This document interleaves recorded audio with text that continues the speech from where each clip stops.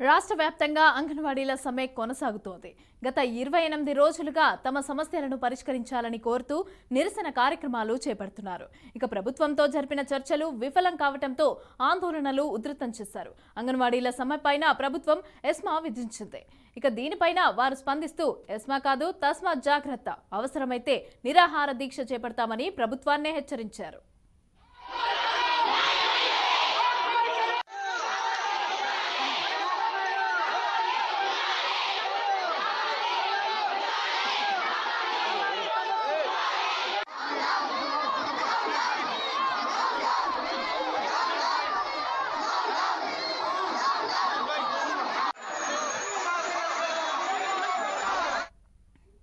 మరోవైపు పారిశుద్ధ కార్మికులు 12 రోజులుగా సమ్మె చేస్తున్నారు.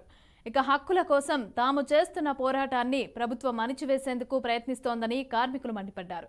ఎన్ని ఆటంకాలు ఎదురైనా, ఆంక్షలు పెట్టినా డిమాండ్లు నెరవేర్చే వరకు ఉద్యమం ఆపేదే లేదని స్పష్టం చేస్తున్నారు. అన్ని విధాలుగా అండగా ఉంటామని హామీ ఇచ్చి అధికారంలోకి వచ్చిన తర్వాత జగన్ మోసం చేశారు అంటూ కార్మికులు ఆందోళన చేస్తున్నారు. వీరికి పలు రాజకీయ పార్టీలు, ప్రజా సంఘాల మద్దతు తెలుపుతున్నారు.